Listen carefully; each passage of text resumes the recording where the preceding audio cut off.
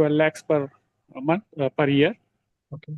So, in which income can I show this? How should I show this when I file for the IT?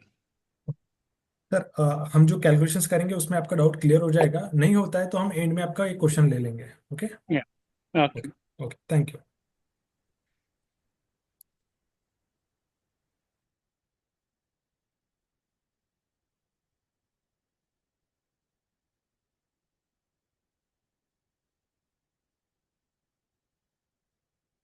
आज के session में हम cover करने वाले ये टॉपिक्स: टैक्स सेविंग मिस्टेक क्या क्या करते हैं लोग, डिडक्शन कौन से अवेलेबल है न्यू रिजिम और ओल्ड रिजिम में, और टैक्स सेविंग फ्रेमवर्क्स कैसा कर सकते हैं हम लोग वो, और tax rates old regime versus new regime, and calculations. Multiple calculations रहेंगे क्योंकि करंट फाइनेंशियल ईयर का ओल्ड वर्सेस न्यू रिजिम का कैलकुलेशन अलग है और नेक्स्ट फाइनेंशियल ईयर का कैलकुलेशन पूरा अलग है। तो वो समझने वाले और उसके हिसाब से आपके लिए बेस्ट कौन सा है, ओल्ड रिजिम है या न्यू रिजिम है, वो भी हम समझने वाले डिटेल में। ओके। तो यहाँ पे हमारे इंडिया में दो टैक्सेस है, एक डायरेक्ट टैक्स है, इनडायरेक्ट टैक्स है। डायरेक्ट टैक्स मीन्स जो भी आप इनकम अर्न करते हो उसके ऊपर आप इनकम टैक्स पे करते हो। इनडायरेक्ट मीन्स जो भी आप चीजें कंज्यूम करते हो उसके ऊपर आप जीएसटी पे करते हो। जैसे कि आपने घर लिया, गाड़ी ली, तो आपको जीएसटी पे करना है। तो ये दो तरह के। तो हमारा जो आज का सेशन पूरा कंप्लीट रहेगा डायरेक्ट टैक्स के ऊपर। तो इसको डिटेल में समझने वाले हैं हम लोग आज। तो सबसे पहले हम समझ लेते हैं कि आपको कौन सी मिस्टेक नहीं करनी चाहिए। सबसे पहले फर्स्ट पॉइंट है, आपको टैक्स प्लानिंग को इग्नोर नहीं करना है। बहुत से लोग इसको इग्नोर कर देते कि सीए देख लेगा ये वो, मगर इग्नोर नहीं करना है। तो डे वन से जब भी फाइनेंशियल ईयर स्टार्ट होता है अप्रैल से, तो आपको आपके टैक्स प्लानिंग करनी है। Second point, investing in dependent spouse name. बहुत से लोगों को पता नहीं कि अभी किसी का हस्बैंड मतलब हस्बैंड का अच्छा अर्निंग है, वाइफ का नहीं है। तो बहुत से लोग क्या करते हैं कि इन्वेस्ट करते हैं वाइफ के नाम से, जो भी इनकम आता है वो क्लब होता है हस्बैंड के नाम पे। तो वो नहीं, चीजें नहीं होनी चाहिए। तो बेटर वे है कि आप पेरेंट्स के नाम पे कर सकते हो, या एचयूएफ क्रिएट कर सकते हो, या कंपनी क्रिएट करके उस कंपनी के नाम पे इन्वेस्टमेंट कर सकते हो। थर्ड पॉइंट है, नॉट यूटिलाइजिंग अवेलेबल डिडक्शंस। अभी डिडक्शन क्या क्या अवेलेबल है वो हम समझने वाले हैं, बट आप उसको यूटिलाइज कर सकते हो बट आप कर नहीं रहे हो, तो वो भी हम समझ लेंगे। और बहुत से लोग जो फिफ्थ फोर्थ पॉइंट है उसको ज्यादा लोग करते हैं, मिक्सिंग इंश्योरेंस एंड इन्वेस्टमेंट्स। बहुत से लोग ये ज्यादा बहुत मिस्टेक करते हैं, अपना इंश्योरेंस और इन्वेस्टमेंट को मिक्स कर देते हैं। तो कभी भी आपको इंश्योरेंस और इन्वेस्टमेंट को मिक्स नहीं करना है। और लास्ट पॉइंट है, hiding income from IT department. तो ये मिस्टेक्स आपको कभी नहीं करनी है। ओके। तो ओल्ड वर्सेस न्यू रिजिम में कुछ डिफरेंस है। तो डिफरेंस हम शॉर्ट में आपको बता रहा हूँ, बट डिटेल में हम अभी नेक्स्ट स्लाइड में जाएंगे। तो ओल्ड में आपको कुछ डिडक्शन मिलते हैं, अंडर सेक्शन एटीसी का मिलता है, एचआरए का मिलता है, एलटी का, एनपीएस का, होम लोन का, और कई डिडक्शंस अवेलेबल है ओल्ड रिजिम में। बट न्यू रिजिम में डिडक्शन इतने अवेलेबल नहीं है, कुछ ही है, दो तीन ही है, वो भी हम समझने वाले हैं नेक्स्ट स्लाइड में। बट न्यू रिजिम में लोअर रेट से लेस कंप्लायंस है, वाइडर टैक्स स्लैब्स है, और ये फाइनेंशियल ईयर में आपको अप टू 7 लाख तक टैक्स फ्री है। नेक्स्ट फाइनेंशियल ईयर में मतलब 25-26 में, नेक्स्ट फाइनेंशियल ईयर में tax free up to 12 lakh तक है। उसका भी डिटेल में कैलकुलेशन समझेंगे हम लोग। तो सबसे पहले हम समझ लेते हैं कि डिडक्शंस क्या क्या अवेलेबल है इनकम टैक्स में। Okay, just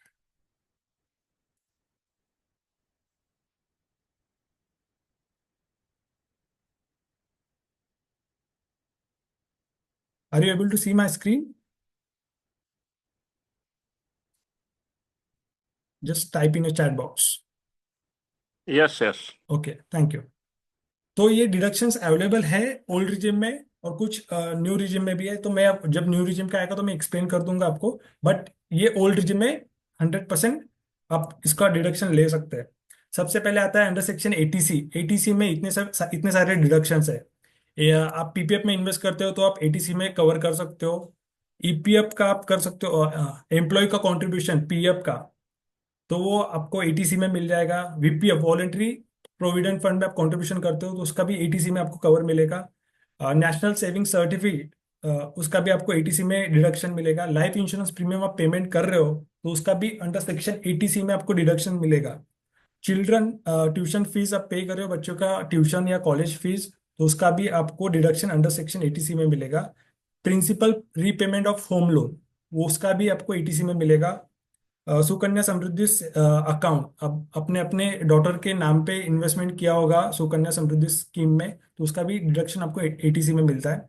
ULIP plan, unit link insurance plan, उसमें आपने इन्वेस्ट किया है तो उसका भी प्रीमियम आपको अंडर सेक्शन एटीसी में डिडक्शन मिलेगा। एलिसस, जिसको हम टैक्स सेविंग म्यूचुअल फंड बोलते हैं, उसका भी डिडक्शन आपको अंडर सेक्शन एटीसी में मिलेगा। आपने कुछ नया घर लिया होगा, स्टैम्प ड्यूटी और रजिस्ट्रेशन कॉस्ट आपने पे किया होगा, उसका डिडक्शन भी आप अंडर सेक्शन एटीसी में ले सकते हो। आपने डेफर्ड एन्युटी प्लान बाय किया है तो उसका भी डिडक्शन अंडर सेक्शन एटीसी में मिलेगा आपको। 5 ईयर का डिपॉजिट स्कीम आपने लिया है तो उसका भी डिडक्शन आपको अंडर सेक्शन एटीसी में मिलेगा। सीनियर सिटीजन सेविंग स्कीम में आपने इन्वेस्ट किया है, उसका डिडक्शन आपको अंडर सेक्शन एटीसी में मिलेगा। और नोटिफाइड गवर्नमेंट बॉन्ड में आपने इन्वेस्ट किया है या नाबार्ड में इन्वेस्ट किया है तो उसका डिडक्शन भी आपको एटीसी में मिलेगा। इन सब का डिडक्शन मिला के आपको मैक्सिमम मिलता है 1.5 लाख रुपए। मैक्सिमम लिमिट है 1.5 लाख। आप कितने किस में भी, जिसमें आप मल्टीपल अकाउंट क्रिएट किए होगे अपने पीपीएफ में या सुकन्या समृद्धि स्कीम में इन्वेस्ट किया होगा, अपने जो भी अमाउंट किया है, तो मैक्सिमम आपको एग्जाम्पशन मिलेगा ओनली 1,50,000 का। नेक्स्ट सेक्शन है अंडर सेक्शन 80CCC। इसमें amount deposited annuity plan of LIC और एनी अदर इंश्योरर, जो भी आप पेंशन प्लान बाय करते हो उसका भी आपको deduction under under section 80CCC में मिलता है। और ये इंक्लूड है 150 में, मतलब ये दोनों सेक्शन मिला के आपको 150 का मिलेगा। और जो नेक्स्ट सेक्शन है under section 80CC D1, employee employee contribution to NPS account, maximum उसका 1,50,000। और ये तीनों का मिला के आपको 1,50,000 तक का मैक्सिमम एग्जाम्पशन मिलता है। नेक्स्ट सेक्शन है under section 80CC D2, employer employer contribution to NPS account. ये प्राइवेट एम्प्लॉय भी ले सकता है, ये इसका पीपीएफ भी जा रहा है, ईपीएफ जा रहा है, और एम्प्लॉय से भी ये सब्सक्राइब कर सकते हैं एनपीएस के लिए। तो इनका मैक्सिमम आप अब जो आज का लिमिट है, मतलब ये करंट फाइनेंशियल ईयर का, वो 10 years 10% of salary basic and DA का, वो 10% कॉन्ट्रीब्यूट कर सकते हैं। और नेक्स्ट फाइनेंशियल ईयर से ये 14% इसका लिमिट बढ़ गया है। ओके। और जो ये फर्स्ट वाला था, ये गवर्नमेंट एम्प्लॉय के लिए इन्वेस्ट कर सकते हैं इसमें, ओनली गवर्नमेंट एम्प्लॉय। और नेक्स्ट सेक्शन है अंडर सेक्शन CCD1B। तो इसमें additional contribution to NPS, additional आप 50,000 तक का एग्जाम्पशन ले सकते हैं ये सेक्शन में। नेक्स्ट सेक्शन है section 80TTA, interest income from saving account. तो मैक्सिमम आपको इसमें 10,000 का एग्जाम्पशन मिलेगा। नेक्स्ट सेक्शन है अंडर सेक्शन 80TTB, इसमें आपको exemption of interest from bank post office, ये सीनियर सिटीजन लोग के लिए सेक्शन है। मैक्सिमम लिमिट आज का ये करंट फाइनेंशियल ईयर का 50,000 है, और नेक्स्ट फाइनेंशियल ईयर का इसका लिमिट हो गया 1 lakh.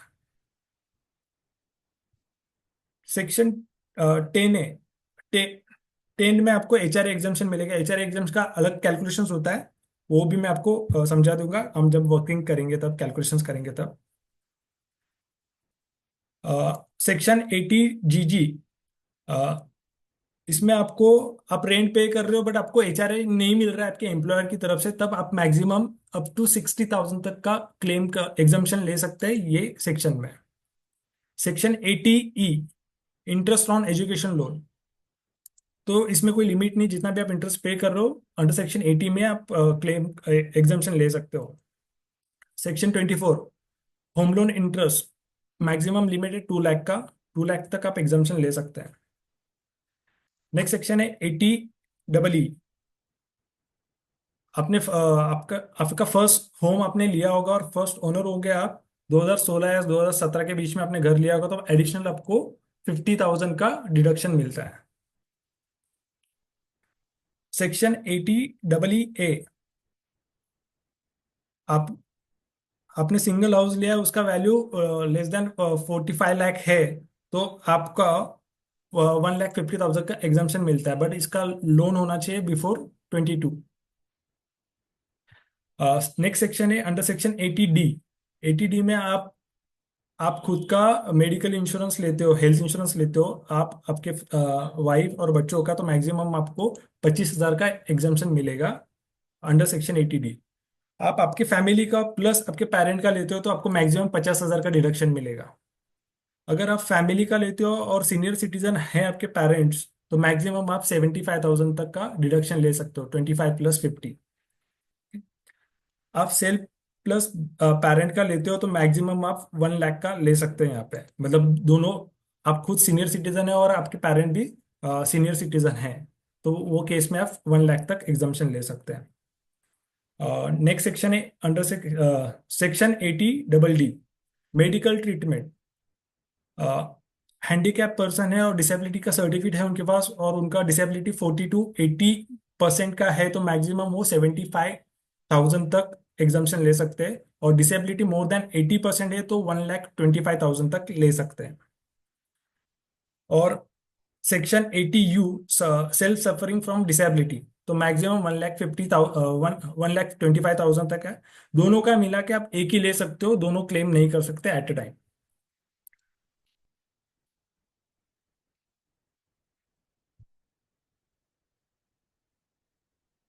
Section 80DD medical expenditure on self और डिपेंडेंट रिलेटिव। आप आपके पेरेंट के या खुद के ऊपर कुछ मेडिकल ट्रीटमेंट करते हो तो उसका मैक्सिमम आप 1 लाख तक का एग्जाम्शन ले सकते हैं ये सेक्शन में।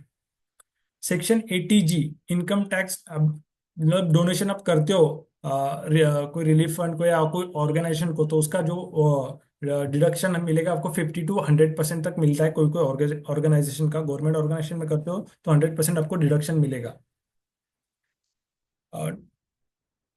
नेक्स्ट सेक्शन है अंडर सेक्शन 80GG और 80GG। दोनों में पॉलिटिकल पार्टी को आप डोनेशन करते हो या कंट्रीब्यूशन करते हो, तो आपको जितना अमाउंट कंट्रीब्यूट किया उसका पूरा एग्जाम्शन मिलेगा, कैश अलाउ नहीं है इसमें। और साइंटिफिक रिसर्च और रूरल डेवलपमेंट को आप कंट्रीब्यूट करते हो तो उसका भी पूरा 100% आपको डिडक्शन मिलेगा। Section 80RRB deduction on income by way of royalty of patent, तो मैक्सिमम इसमें 3 लाख का एग्जाम्शन है। सेक्शन 16 में आपको स्टैंडर्ड डिडक्शन मिलता है। आ, आप ओल्ड रिजिम लेते हो तो आपको 50,000 का डिडक्शन मिलेगा, न्यू रिजिम लेते हो तो 75,000 का स्टैंडर्ड डिडक्शन का एग्जाम्शन मिलेगा। आपको कुछ डाउट है इसमें डिडक्शंस में? Any doubts? आनंद जी नमस्ते। या ये जो सब सेक्शन है ये ओल्ड वाले हैं ना अभी जो हम लोग ने यस जो यस यस। अच्छा okay okay okay, old bus वाले, इतने ही सेक्शन है, इसके अलावा कुछ दूसरे सेक्शन नहीं है नहीं नहीं जिसमें नहीं, टैक्स इतना ही बचा इतना सकते? ही, यस। ओके ओके ओके, ठीक है ठीक। ओके। अभी नहीं, कोई डाउट नहीं। अ, नमस्ते सर आनंद थोड़ा जी। फिर एक बार बता देंगे समरी सबका? हाँ सर, ये हम पूरा भी कैलकुलेशंस करेंगे ना टैक्स का, उसमें आपको समझ में आएगा और आपका डाउट भी क्लियर हो जाएगा कि अ, कौन सा सेक्शन कहाँ पे यूज करना है, ओल्ड रिजिम में या न्यू रिजिम में, कहाँ एप्लीकेबल है, वो भी आपको समझ में आ जाएगा। आनंद सर नमस्ते। Yes yes sir. Uh, Anand sir, ये जैसे आप बता रहे थे मेडिकल एक्सपेंस, तो जैसे पर्सनल मेडिकल एक्सपेंस को आप क्लेम कर सकते हो और पेरेंट्स के? सर वहाँ पे लिखा है डिसीज स्पेसिफाइड। अच्छा, हाँ। तो मतलब ये फिर ये कहाँ चेक करना पड़ेगा सर, कौन सी ले सकते हैं कैसा नहीं? सर कुछ एडमिट होगा आपका और मेडिकल एक्सपेंडिचर मोर देन 50,000 या 3-4 दिन के एडमिट हो गए, कुछ स्पेसिफिक डिसीज है, तो वो केस में वो ले सकते हैं आप अप टू 1 लाख तक। Okay okay. Anand ji, yes. मेरे बेटी के नाम से सुकन्या समृद्धि पहले ली है बहुत साल पहले। अभी उसके 3-4 साल बाकी है, लेकिन she is now 18। Can I avail the facility? Sir आपका हम Q&A हम बाद में ले लेते, पहले हम सेशन लेते, फिर आपका जो भी Q&A हम वन बाय ओके वन में okay I will answer that. Okay okay. Okay. ये ये इतने सारे पूरे डिडक्शन आपको अवेलेबल है इनकम टैक्स में। ओके। तो हम जो करंट फाइनेंशियल ईयर चल रहा है 24-25, उसमें आपको टैक्सेशन किस तरह से आपको एप्लीकेबल है उसको समझ लेते हैं पहले। Okay. Hello. Yes. Excuse me sir. या सर, एक्चुअली मेरा भी एक क्वेरी था। जस्ट थोड़ा सा डिस्कस करना था। सर, एक्चुअली मैं सेशन फिजिकल। सेशन के बाद ले लेते हैं हम लोग सब Q&A। ओके। चलेंगे चलेंगे सर। ठीक है, थैंक्स। तो अभी हमने सभी देखा कि क्या क्या डिडक्शन अवेलेबल है ओल्ड रिजिम में और न्यू रिजिम में। और अभी हम समझने वाले कि कैलकुलेशंस किस तरह से होते हैं। तो सबसे पहले करंट फाइनेंशियल ईयर की मैं आपको टैक्स स्लैब बता देता हूँ कि किस तरह से टैक्स स्लैब है करंट फाइनेंशियल ईयर में। ओके। तो ओल्ड रिजिम के लिए आपको 0 to 2.5 लाख तक आपको जीरो टैक्स है, नील टैक्स है। 2.5 लाख से लेके आपको 5 लाख तक 5% देना है। और 5 लाख से 10 लाख तक आपको 20% देना है।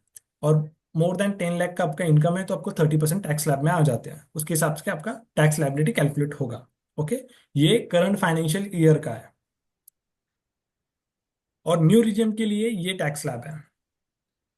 आपको अप टू 3 लाख तक कुछ टैक्स नहीं लगेगा, नील है। और 3 से 7 लाख तक आपको 5% पे करना है। 7 to 10 लाख तक आपको 10% पे करना है। और 10 to 12 लाख तक आपको 15% पे करना है। 12 to 15 आपको 20% पे करना है। और आपका इनकम मोर देन 15 लाख होगा तो वहां पे आपको 30% आपको पे करना है। तो ये टैक्स स्लैब थे old versus new regime for current financial year. मतलब ये फाइनेंशियल ईयर के लिए, मतलब ये मार्च एंड होगा तब आप टैक्स आईडी रिटर्न फाइल करोगे तो ये टैक्स रेट एप्लीकेबल रहेंगे ये फाइनेंशियल ईयर के लिए। जो बजट में आया है वो नेक्स्ट फाइनेंशियल ईयर के लिए एप्लीकेबल है। ओके। वो हम इसके बाद समझ लेंगे, उसका भी सेम कैलकुलेशन मैं आपको बता दूंगा।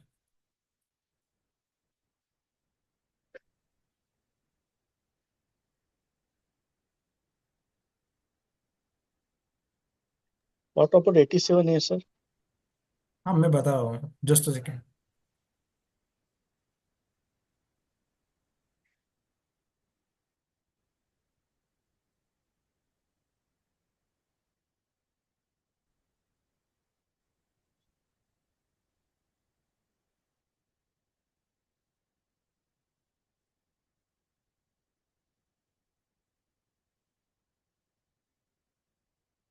Are you able to see my screen? Excel sheet दिख रहा है आपको? Yes yes.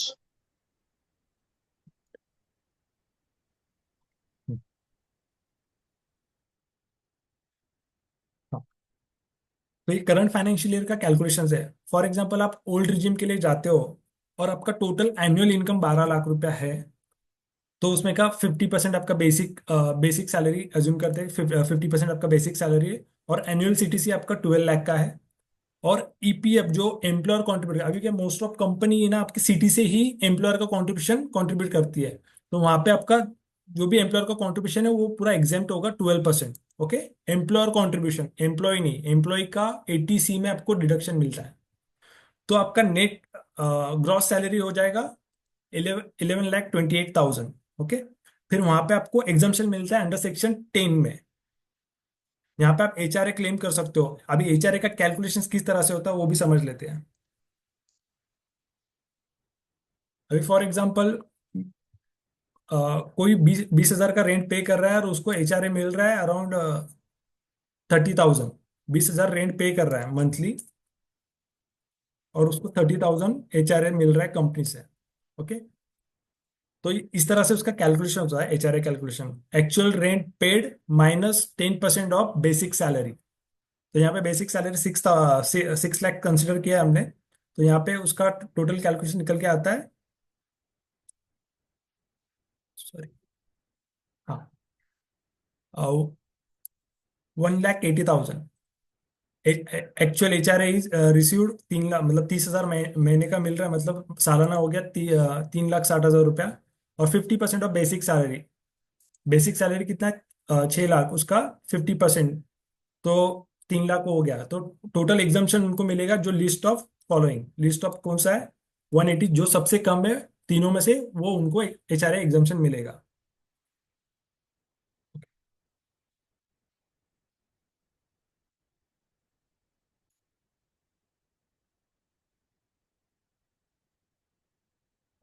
तो मैं यहाँ पे 1,80,000 डाल देता हूँ जो कैलकुलेशन में है।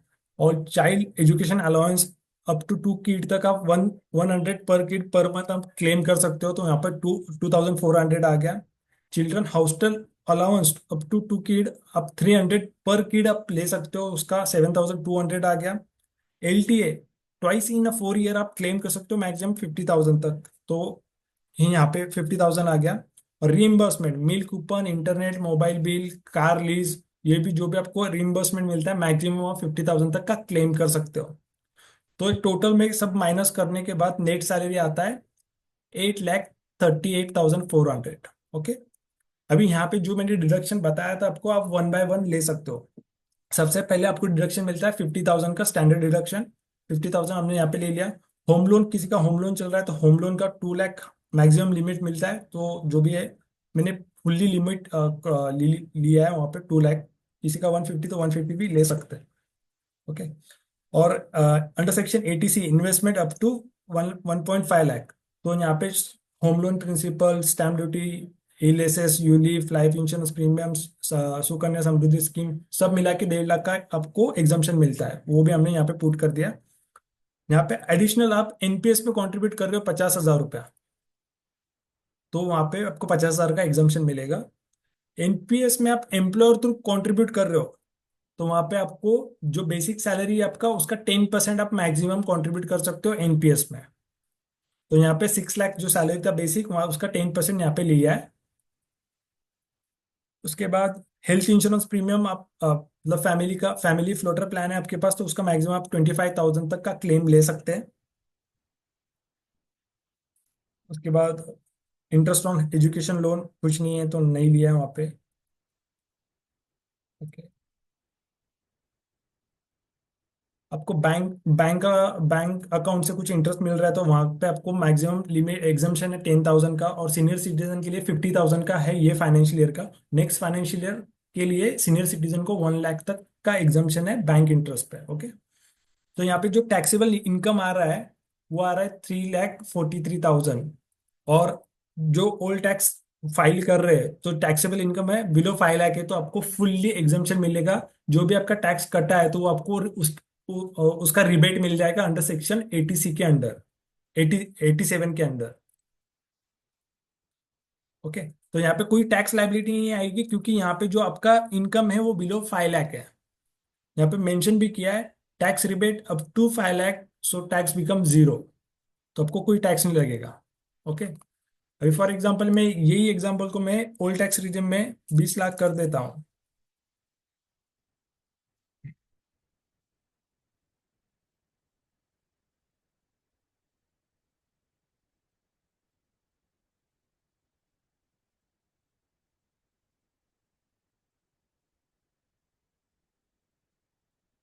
तो यहाँ पे नंबर चेंज हो जाएंगे।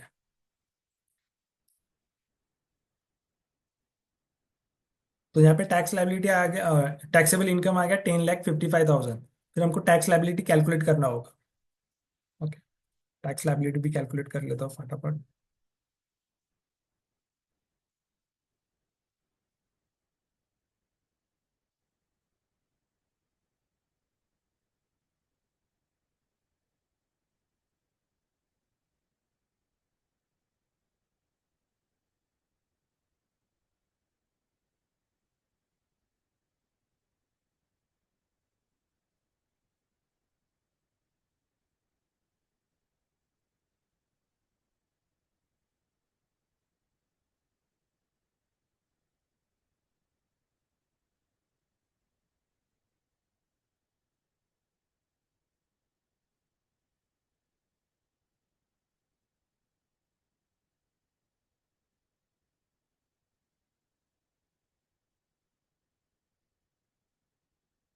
तो ये केस में टैक्स लाइबिलिटी आएगा टोटल 1,29,120 रुपीज, और इसके ऊपर आपको 4% सेस देना पड़ेगा, वो कैलकुलेट होता है 5,165। तो टोटल टैक्स लाइबिलिटी आपको पे करना होगा 1,34,285 rupees in old old regime. Okay, अभी न्यू रिजिम में किस तरह से कैलकुलेट होगा वो भी हम समझ लेते हैं। जो फर्स्ट एग्जाम्पल लिया था वो हमको उसको कैलकुलेशंस कर लेते हैं पहले। आपका 12 लाख का एनुअल सीटीसी है, उसमें आपको एम्प्लॉयर का ईपीएफ कॉन्ट्रीब्यूट कर एग्जाम्शन मिलता है आपको 12% का। तो यहाँ पे 12% का आता है 72,000।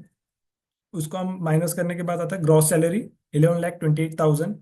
यहाँ पे आपको एचआरए नहीं मिलता है न्यू न्यू टैक्स रिजिम में, ना चिल्ड्रंस एजुकेशन अलाउंस मिलता है, ना चिल्ड्रन हॉस्टल अलाउंस मिलता है, ना ही एलटीए मिलता है। आपको ओनली रीइंबर्समेंट मिलता है 50,000 तक का मैक्सिमम एग्जाम्शन। ओके, तो 50,000 का एग्जाम्शन लेने के बाद आपका नेट सैलरी हो जाता है 10,78,000। वहां पे आपको उसके बाद आपका डिडक्शन मिलता है 75,000 का, जो न्यू टैक्स रिजिम में है। उसके बाद आप एनपीएस में कंट्रीब्यूशन करते हो एम्प्लॉयर थ्रू, तो आपको वहां पे आप बेसिक आपके बेसिक सैलरी का 10% आप कंट्रीब्यूट कर सकते हो। तो उसका 60,000 आता है, ये भी आपको एग्जाम्शन मिलेगा। तो आपका नेट टैक्सेबल इनकम हो जाता है 9,43,000। और इसका जो लिमिट है, आपका इनकम बिलो 7 लाख रहेगा तो आपको कोई टैक्स नहीं लगेगा। बट हमारा इनकम यहाँ पे गया है 9,43,000। तो ये केस में हमको टैक्स लाइबिलिटी कितना आएगा वो हम समझ लेते हैं।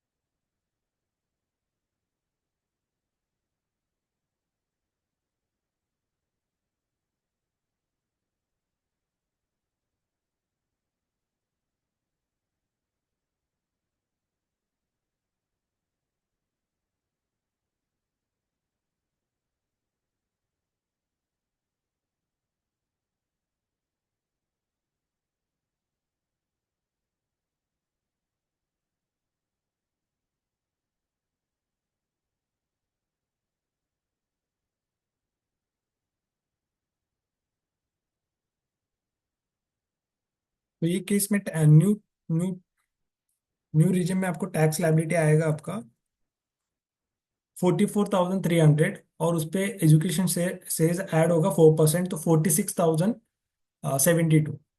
तो ये केस में आपको समझ में आएगा कि हम किस तरह के डिडक्शन ले सकते हैं न्यू रीजन में। ओके, ये करंट फाइनेंशियल ईयर का है। इसमें कुछ डाउट है तो अब इसमें क्लियर कर सकते हैं हम लोग। हेलो। आनंद जी, यस। सर ये दोनों का एग्जांपल 20 लाख का लीजिए ना, यस, एनुअल मैं सीटीसी का, वही तो कर थोड़ा रहा सा। हूँ, मैं वही कर रहा हूँ।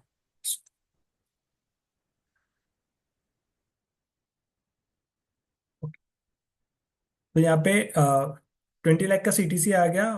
मैं आपको ईपीएफ एम्प्लॉयर कॉन्ट्रीब्यूशन का एग्जाम्पशन मिल जाएगा, और आपका ग्रॉस सैलरी हो जाता है 18,80,000। ओके, यहाँ पे आपको एचआरए बाकी कोई डिडक्शन नहीं मिलेगा, रीइंबर्समेंट मिलेगा 50,000 का। आपका नेट सैलरी हो जाता है 18,30,000। ओके, और आपको स्टैंडर्ड डिडक्शन मिलेगा 75,000 का। उसके बाद आपको एनपीएस का मिलेगा, जो आपका सैलरी का बेसिक सैलरी का 10% आप कंट्रीब्यूट कर सकते हो एम्प्लॉयर थ्रू। ओके, इसमें आपका टैक्सेबल इनकम हो गया 16,55,000। ओके, अभी ये केस में हम टैक्स लाइबिलिटी कैलकुलेट कर लेते हैं।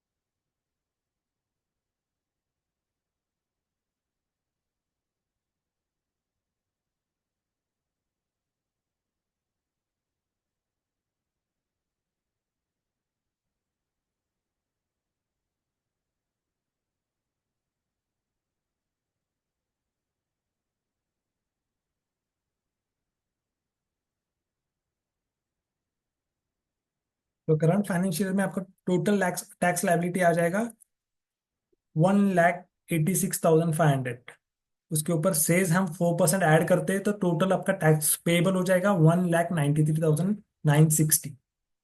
तो आप कंपेयर कर सकते हो कि आपको आपके पास ये सारे डिडक्शन अवेलेबल होंगे तो आपके लिए बेस्ट होगा old old tax regime. Okay, ये सारे डिडक्शन अवेलेबल होंगे। हर किसी के पास सारे डिडक्शन अवेलेबल नहीं होते, किसी का लोन होगा, किसी का नहीं होगा, कोई रेंट पे रहता होगा, कोई एनपीएस में कंट्रीब्यूट करता होगा। तो डिपेंडिंग ऑन योर इन्वेस्टमेंट्स आप उसके हिसाब से कैलकुलेशंस करके आपका डिसीजन ले सकते हो कि आपको ओल्ड रिजिम बेस्ट है या न्यू रिजिम बेस्ट है आपको करंट फाइनेंशियल ईयर में। Okay, got it sir?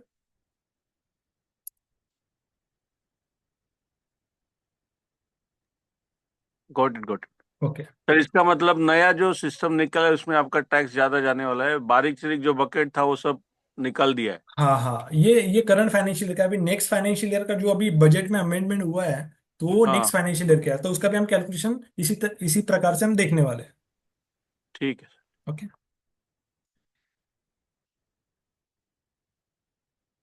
Okay. तो ये नेक्स्ट फाइनेंशियल ईयर का कैलकुलेशंस है, मतलब जो भी बजट में अमेंडमेंट हुआ है टैक्स रेट को लेके, उसके हिसाब से कैलकुलेशंस है। तो हम पहले 12 लाख का एग्जांपल लेते हैं, फिर बाद में सेम एग्जांपल 20 लाख का भी हम ले लेंगे। तो सेम इसमें आपको टैक्स लायबिलिटी आएगा। ऑलरेडी हमने ओल्ड रिजिम का पूरा देखा हुआ है। तो यहाँ पे आपका बिलो इनकम आ रहा है, टैक्सेबल इनकम आ रहा है 4,73,400। तो वहाँ पे आपको टैक्स लायबिलिटी कितना आएगा वो एक बार कैलकुलेट कर लेते हैं। ओके, टैक्स लायबिलिटी तो कुछ आएगा नहीं क्योंकि टैक्सेबल इनकम बिलो 5 लाख है, तो कुछ टैक्सेबल इनकम नहीं आएगा। ओके, सेम इसको हम 20 लाख का एग्जाम्पल ले लेते हैं, 20 लैक्स।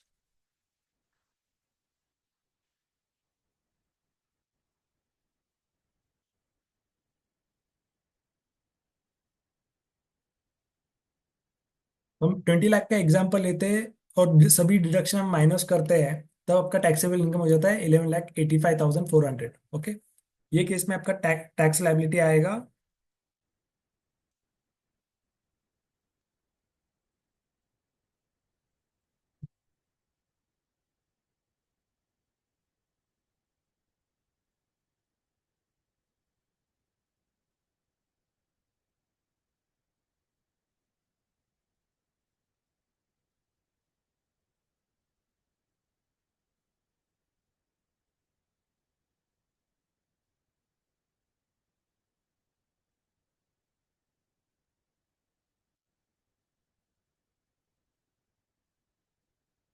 ये केस में आपका टोटल टैक्स लायबिलिटी आएगा 1,68,120, प्लस उसमें हम सेज ऐड करते हैं 6,725 का, तो टोटल आपका टैक्स लायबिलिटी आ जाएगा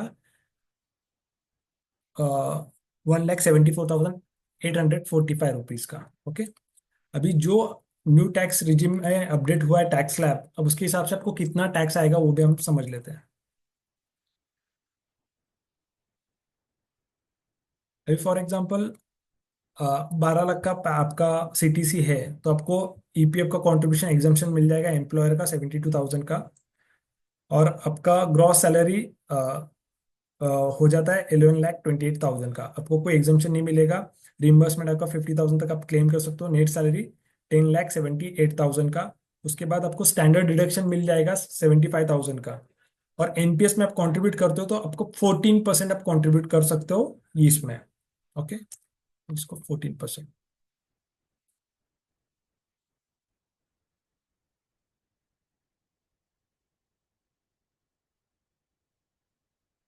तो यहाँ पे 84,000 आपका मैक्सिमम इन्वेस्ट हो जाएगा एनपीएस में।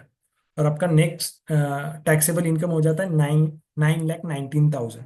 ओके, तो बिलो न्यू टैक्स रिजिम में नेक्स्ट फाइनेंशियल ईयर में below income taxable income below 12 lakh आपको कोई टैक्स नहीं लगेगा, आपको उसमें रिबेट मिल जाएगा। ओके, अभी सेम एग्जांपल को हम 20 लाख का करते हैं।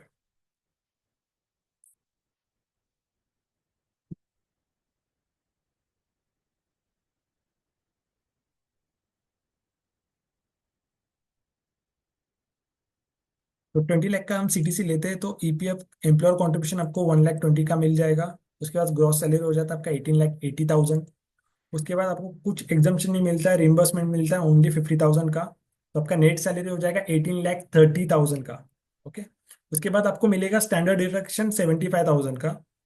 उसके बाद कोई आपको डिडक्शन नहीं मिलता है, ओनली एनपीएस का आपको मिलेगा एम्प्लॉयर थ्रू। आप एनपीएस में कंट्रीब्यूट करते हो तो उसका जो रेट था पहले 10% था, 14% हो गया है, तो उसका आपको 1,40,000 का आपको एग्जाम्पशन मिलेगा। तो आपका नेट टैक्सेबल जो इनकम है 16,15,000। तो इसका कैलकुलेशंस किस तरह से होगा वो भी मैं आपको बता देता हूँ।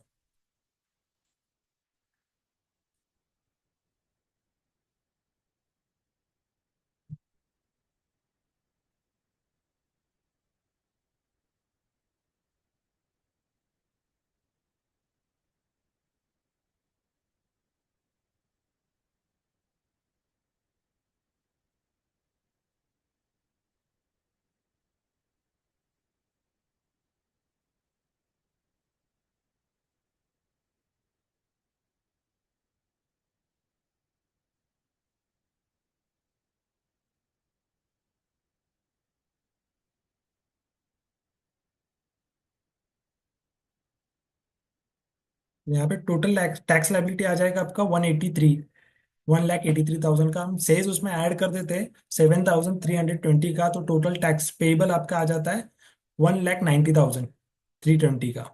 ओके, तो आप कंपेयर कर सकते हैं। यहाँ पे आपको यहाँ पे इन्वेस्टमेंट भी करना पड़ेगा। ओल्ड टैक्स रिजिम में आपको अडॉप्ट करते हो ओल्ड टैक्स रिजिम, तो आपको इन्वेस्टमेंट भी करनी पड़ेगी इतनी ढेर सारी। न्यू रिजिम में आपको कोई इन्वेस्टमेंट का ऑप्शन है ही नहीं और कुछ डिडक्शन है ही नहीं वहाँ पे इतने। तो यहाँ पे आपको सब डिडक्शन लेने पड़ेंगे, क्लेम करने पड़ेंगे, तब आपका टैक्स लायबिलिटी कम होगा ओल्ड रिजिम में। ओके, अभी बहुत से लोगों का क्वेश्चन होगा कि अभी किसी किसी का सैलरी मतलब टैक्सेबल सैलरी 13 लाख है, तो 13 लाख पे हमको कितना टैक्स लगेगा। ओके, उसका भी हम सिंपल सा कैलकुलेट कर लेते हैं।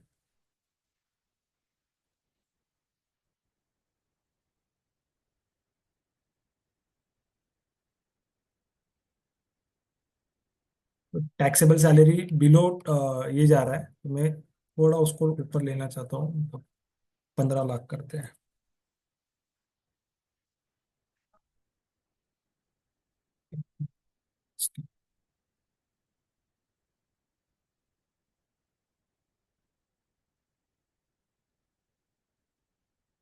ओके, तो ये केस में आप आपका total CTC for example 16 lakh का है, और ईपीएफ कंट्रीब्यूशन का आपको एग्जाम्पशन मिलेगा 12% का एम्प्लॉयर थ्रू 96,000। ग्रॉस सैलरी हो जाता है आपका 15 लाख का, 15,04,000। ओके, उसके बाद आपको रिइम्बर्समेंट मिलेगा 50,000 का। नेट सैलरी हो जाएगा 14,54,000। आपको स्टैंडर्ड डिडक्शन मिलेगा 75,000 का। उसके बाद आप एनपीएस में कंट्रीब्यूट करते हो एम्प्लॉयर थ्रू, तो वहाँ पे आपको एग्जाम्पशन मिलेगा 1,12,000 का। उसके बाद सब एग्जाम्पशन लेने के बाद न्यू रिजिम में आपको टैक्सेबल इनकम हो जाता है आपका 12,67,000। तो ये केस में टैक्स लायबिलिटी किस तरह से होगी, क्योंकि आपका जो टैक्सेबल है अ, अ, मतलब जो एग्जाम्पशन दिया है 12 लाख, उसके ऊपर थोड़ा ही ज्यादा है। तो ये केस में क्या होगा, उसका टैक्स लायबिलिटी पहले हम कैलकुलेट कर लेते हैं।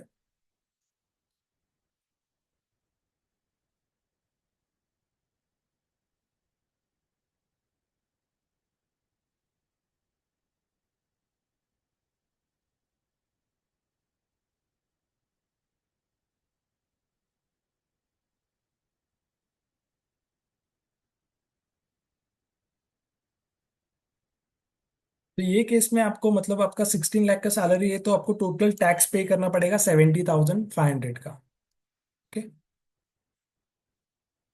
और उस पे सेज वगैरह सब ऐड करने के बाद आपको टोटल टैक्स पेबल हो जाएगा 72,000 का। ओके, अभी ये केस में क्या होता है कि आपको मार्जिनल टैक्स रिलीफ का भी एक क्लॉज है, जहाँ पे फॉर एग्जांपल आपका टैक्स लायबिलिटी आ रहा है यहाँ पे 70,000 का।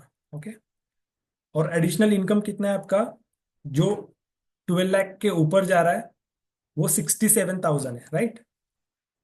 बिलो 12 लाख रहेगा तो आपको टैक्सेबल इनकम नहीं है आपका, राइट। बट आपका 12 लाख के ऊपर आपका 67,000 का अमाउंट जा रहा है, उसकी वजह से आपको 70,000 की लायबिलिटी आ रही है।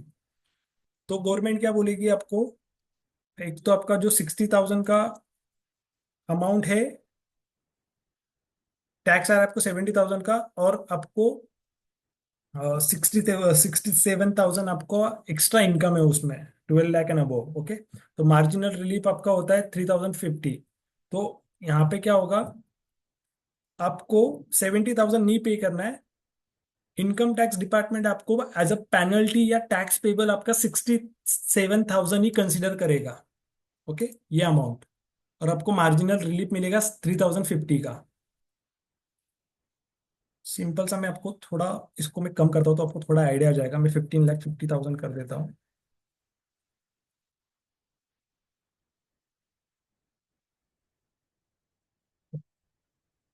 तो यहाँ पे आपका टोटल टैक्स लायबिलिटी निकल के आता है 12,23,500 का। तो ये केस में आपका टोटल टैक्स लायबिलिटी आ जाता है 63,500 का।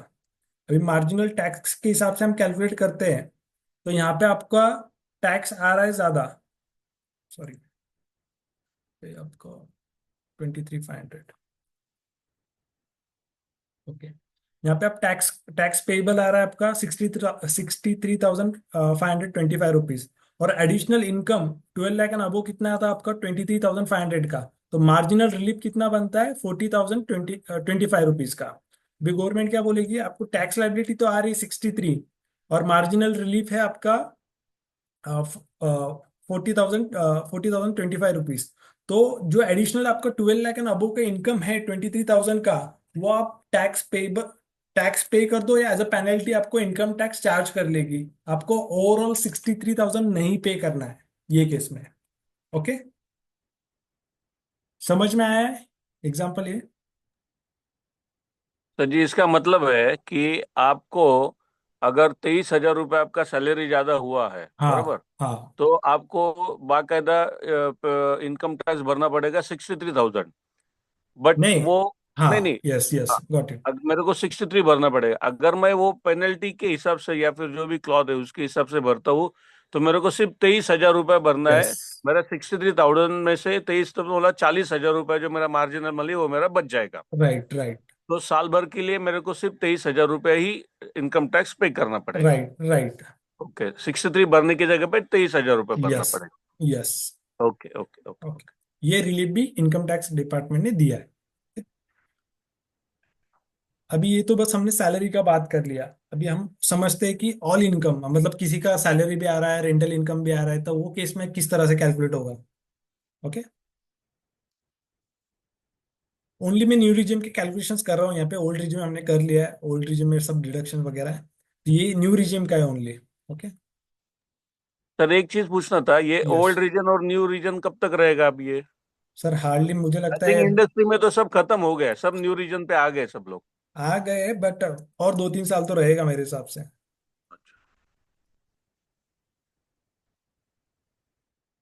ओके, तो ये न्यू रिजिम का कैलकुलेशन है। फॉर एग्जांपल किसी का सैलरी आ रहा है, ये करंट फाइनेंशियल ईयर का है और ये नेक्स्ट फाइनेंशियल ईयर का है।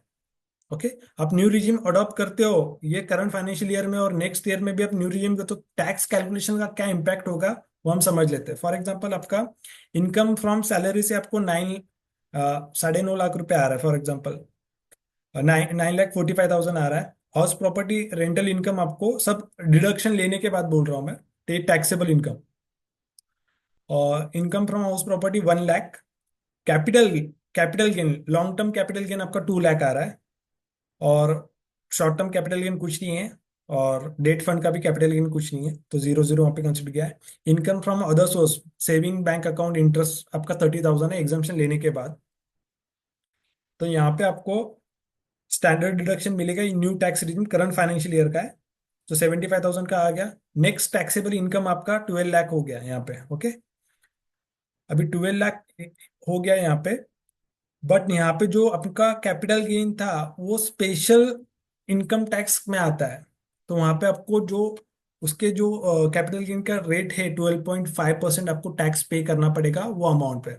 12 लाख 2 लाख पे नहीं, क्योंकि वहां पे भी क्लॉज दिया है कि हर एवरी फाइनेंशियल ईयर में आप 1.25 लाख का कैपिटल गेन आपको एग्जम्प्ट है। अभी फॉर एग्जांपल आपको, अब हर साल 2 लाख का कैपिटल गेन बुक कर रहे हो फॉर एग्जांपल, तो यहाँ पे मैंने कैलकुलेशंस किया है, 2 लाख का आपने कैपिटल गेन बुक किया है, तो एग्जम्प्ट है 1,25,000 हर साल, हर फाइनेंशियल ईयर में। तो आपका टैक्सेबल गेन होता है 75,000। तो 75,000 पे आपको 12.5% टैक्स देना पड़ेगा। ओके, तो ये 12.5% यहाँ पे आ गया है। आपका टोटल टैक्सेबल इनकम है 12 लाख। ओके, तो यहाँ पे 12.5% आ गया, और जो रिमेनिंग इनकम बचेगा 10 लाख का, उसके ऊपर आपको टैक्स पे करना पड़ेगा, क्योंकि 12 लाख है। 12 लाख का 2 लाख तो कैपिटल गेन था, कैपिटल गेन पे हमने 9,375 रुपीज हमने टैक्स दे दिया है, मतलब भरने वाले हैं। और जो रिमेनिंग जो बैलेंस बचेगा, 12 में से 2 लाख गया, बचा 10 लाख। 10 लाख पे आपको जो करंट फाइनेंशियल ईयर का न्यू रिजिम है उसके हिसाब से आपको टैक्स कैलकुलेट होगा। फॉर एग्जांपल 10 लाख के ऊपर कितना, फॉर एग्जांपल 3 to 7 लाख है तो उसके ऊपर 5%, मतलब 20,000 आपको टैक्स पे करना पड़ेगा यहाँ पे। और 7 to 10 पे 10%, मतलब दोनों का मिला के 50,000 का टैक्स पे करना पड़ेगा। तो यहाँ पे 50,000 आ गया है। दोनों को हम क्लब करते हैं तो 59,375 आपको पे करना पड़ेगा। उसके ऊपर एजुकेशन सेज ऐड होगा 4% का, और टैक्स पेबल आपका हो जाएगा 61,750 का। ओके, ये कैपिटल गेन का क्लॉज वगैरह इसमें सब आ गया। अभी नेक्स्ट फाइनेंशियल ईयर में क्या होगा, अभी फॉर एग्जांपल आपका सैलरी इनकम आता है ना 9,45,000, रेंटल इनकम आता है 1 लाख, कैपिटल गेन आपका 2 लाख है। तो यहाँ पे आपका अदर सोर्स 30,000, बैंक इंटरेस्ट, तो टोटल इनकम हो गया आपका 12,75,000। वहाँ पे आपको स्टैंडर्ड डिडक्शन मिल जाएगा न्यू रिजिम में, नेक्स्ट फाइनेंशियल ईयर में। वो डिडक्शन लेने के बाद आपका टैक्सेबल टैक्सेबल इनकम हो जाता है 12 लाख का। ओके, अभी कैपिटल गेन है उसके ऊपर तो आपको टैक्स देना ही है, क्योंकि वो स्पेशल इनकम टैक्स में आ जाता है। तो वहां पे जो 2 लाख है उसके ऊपर आपको टैक्स पे करना पड़ेगा 9,375 रुपीज। ओके, और जो रिमेनिंग 10,000 है वो बिलो 12 लाख है, इसके लिए उसमें आपको टैक्स चार्ज नहीं होगा।